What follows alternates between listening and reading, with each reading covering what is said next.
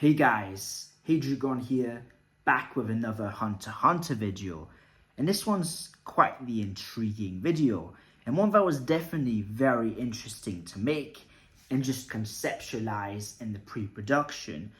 I want to do a video on Pariston Hill. Pariston Hill being, in my opinion, the most nuanced and complex character in the vast and rich history of Hunter x Hunter. So where do I begin with this anomaly? This character that, as fans, is very polarizing, and in his verse is even more so. Well, I'd like to begin with this scene right here. Mr. Netero was always so happily bothered. I only wish that we'd had more time to play.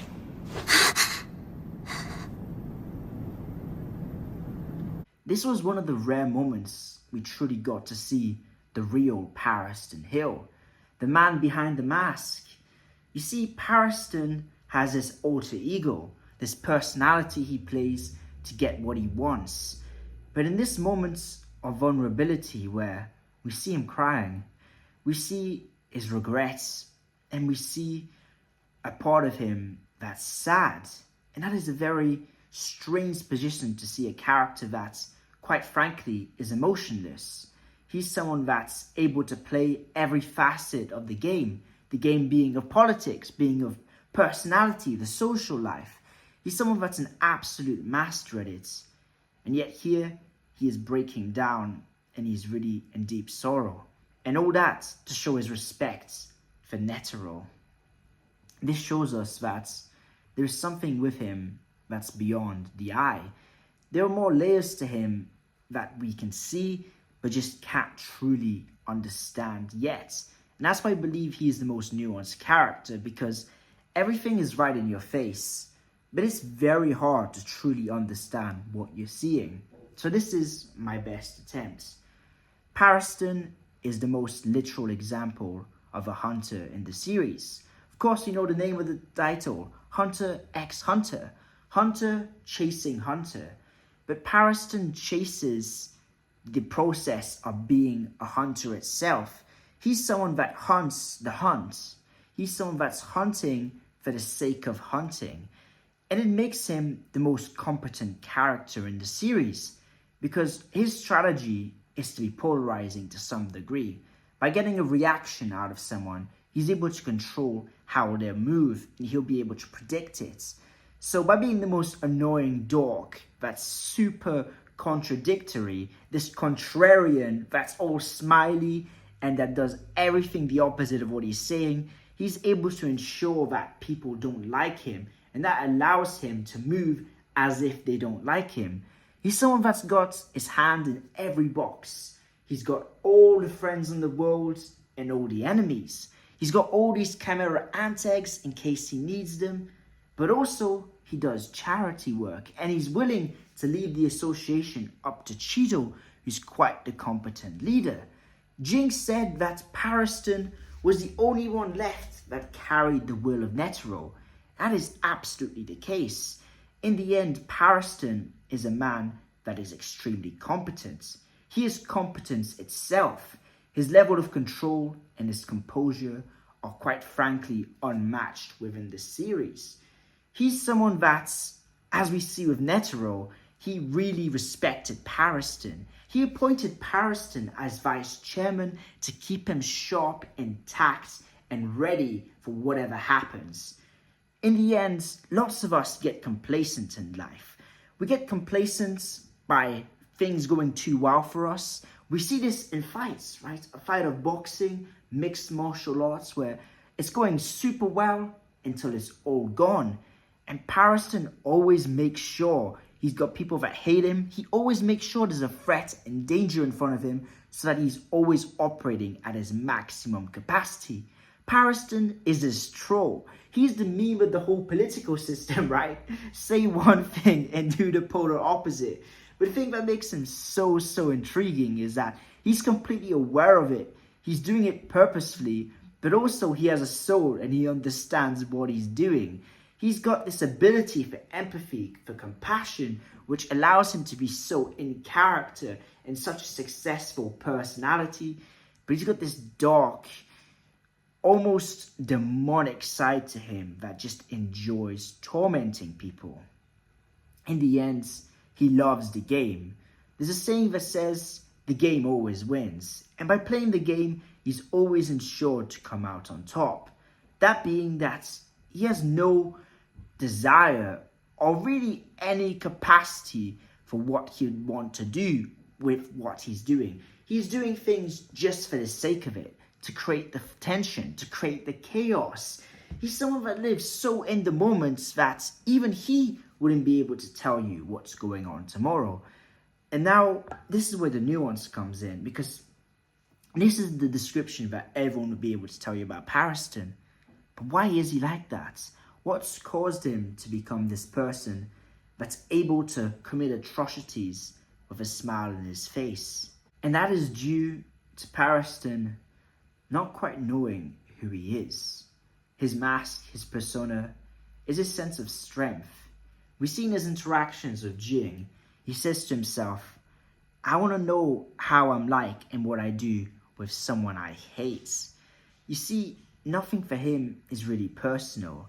He's doing things out of a sense of data. He wants to learn about the environment. He wants to learn about what works, what doesn't work, and all whilst having fun. He's essentially an AI that's adapting and evolving. At the same time, though, he comes across this person that's seen he can't beat Pariston at his own game. Jing realized that when he didn't predict that Pariston was going to drop out, so he just went screw the game and pulled up to Pariston. And Pariston really saw this as immersion breaking. Pariston trusts the process with his life. The moment that Jing told Pariston that Gon was going to be alright, Pariston just said, okay, I'll go with this. I'm going to implement it into what I'm doing. In the end, he's the person that's able to make the most adjustments on the fly, based on the fact that he doesn't overthink things. He goes with the flow and he sets up things based on how the flow is going. He's someone that's even earned Netero's respect. As you see, Meruem was an admiration of Netero, his enemy, his rival. And in the same way, Netero had that same admiration for Pariston. He enjoyed how Pariston never backed down and how Pariston was consistently trying to piss him off. And it's something that's quite admirable, right? The act of someone that's so consistent, they're reliable in their consistency.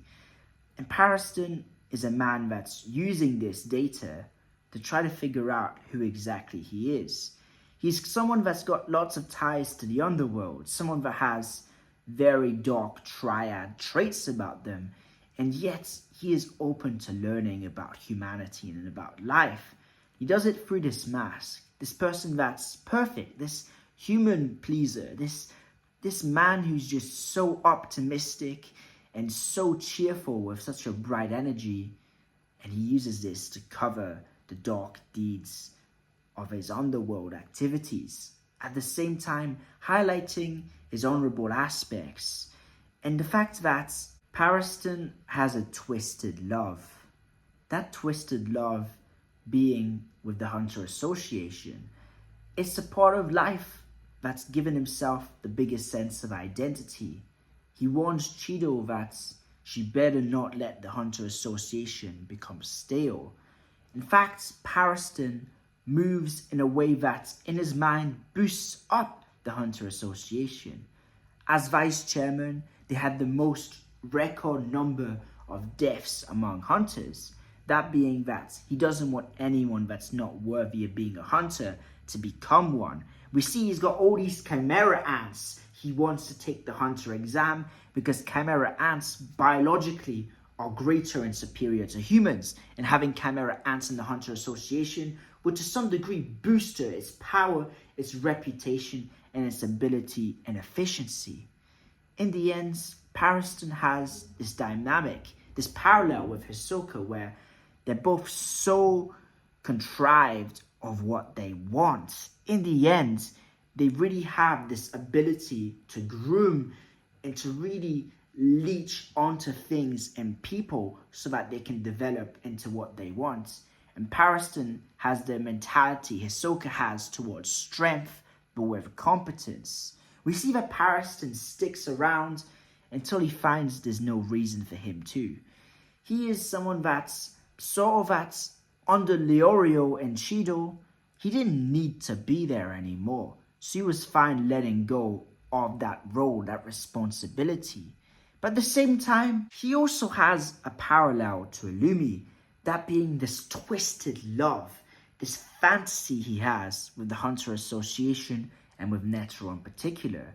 He wants to torture it, he wants to poke the bear, and he wants to cause chaos to make sure the Hunter Association stays vigilant and stays compressed of weakness. He wants to make it strong in strength, in structure, and in resilience. Pariston is the litmus test. He's someone that, as he challenges the outer world, he challenges his own inner world. He's someone that's constantly searching for things himself. We see in the Dark Continent Expedition parts where he is contacting Jing and they are very much in relation to each other, that he is someone that's desperate for attention. He says, "You paying attention to me now, Jing?" He's someone that wants to be recognized, and that recognition comes from his work ethic. He's constantly outworking everyone. He's someone that's everywhere, all the time, anywhere. And this sense of attention comes from a deep lack of recognition of himself. He's someone that's so in the moments, that's so confused about his own identity, but so intellectual, so concise of his thoughts, and so precise that he feels that other people's reactions are his validation. That's his reward, right? When all the members of the Zodiacs are so angry at him, and he views the Zodiacs as people not worthy of carrying the will of Netero, it brings him a sense of joy. When he sees Netero's irritated at him, it shows him that he's doing his job to make Netero stay sharp and alert. And it's from this reaction to the outer world where he really bridges the gap. To him, everyone and everything is a play. It's a circus that's all going on in his head. And it's in that circus that the nuance is more contrived. In the end, behind the nuance are some very simple motivations. That being of recognition, and that being of love. We see similarities to Pariston and his way of thinking in nature and in our real lives. If you try to swim against the tide and choose where you're going, you don't get very far. But if you let the current take you and swim with it, you'll go a lot further. And Pariston takes this way of thinking and he puts it to an extreme. He's willing to agree with absolutely anything and do absolutely everything so that he is always in a position where he has cards to play. He's someone that wants to keep the momentum rolling. And this comes from his sense of expression, his sense of art, his love, and his way of figuring out who he is, why he does things, and how the world reacts to it. He's got so much maturity within his realization that he let go.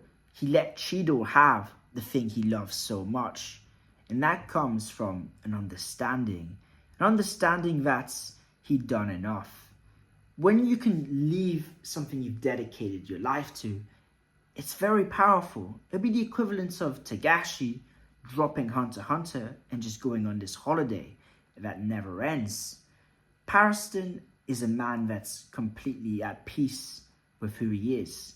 He just wants to know how he'd react to things and more about why he is the way he has been. He's someone that's clearly got all the screws loose. Everyone is different to him. Everyone has a reaction to Pariston.